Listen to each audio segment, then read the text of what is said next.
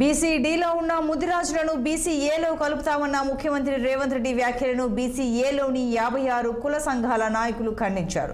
హైదరాబాద్ బషీర్బాగ్లో ఏర్పాటు చేసిన సమావేశంలో కుల సంఘాల సలహాదారుడు డాక్టర్ బాగయ్య మాట్లాడుతూ బీసీఏలో అత్యంత వెనుకబడిన కులాలు ఉన్నాయన్నారు. రాజకీయంగా ఆర్థికంగా అభివృద్ధి చెందిన ముదిరాజులను బీసీఏలో ఎలా కలుపుతారని ఆయన ప్రశ్నించారు. అనంత రామన్ కమిషన్ సిఫార్సుల మేరకు ఈ ప్రతిపాదన విరుద్ధమన్నారు. ఓటు బ్యాంకు రాజకీయాల కోసమే ముఖ్యమంత్రి రేవంత్ ఈ వ్యాఖ్యలు చేశారని విమర్శించారు. ముఖ్యమంత్రి రేవంత్ రెడ్డి ఈ ప్రతిపాదనను వెనక్కు తీసుకోవాలని డిమాండ్ చేశారు. లేని పక్షంలో బీసీఏలో ఉన్న 56 కులాల ఆగ్రహానికి గురికాక తప్పదని వారు హెచ్చరించారు. నారాయణపేట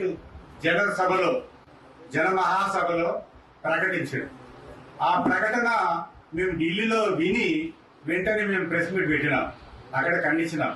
అది కాదు, ఒక బీసీఏ గ్రూప్ లో లేనటువంటి డి గ్రూప్ లో ఉన్న వాళ్ళని బీసీలో చేసి, మరి బీసీలో ఉన్నటువంటి బీసీఏ గ్రూప్ ఉన్న 56 కులాలు ఏం కావాలి? ఇవి అత్యంత వెనుకబడినటువంటి కులాలు. ఎట్లాంటివి? బుడుబుడి కలోళ్ళు,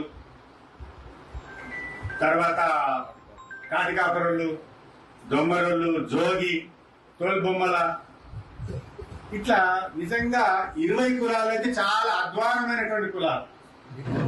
అలాగే రిజర్వేషన్ సంగతి కూడా తెలియదు. కోశామలోళ్ళు, పెద్దమ్మలోళ్ళు అంటారు కదా. ఇట్లా ఇవి మరి వీళ్ళని ఏం చేస్తారని చెప్పి మేము ప్రశ్నిస్తున్నాం.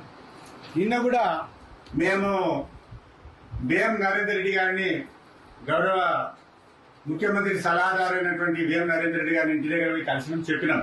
నిజమే, ఇది అన్యాయమే. మేము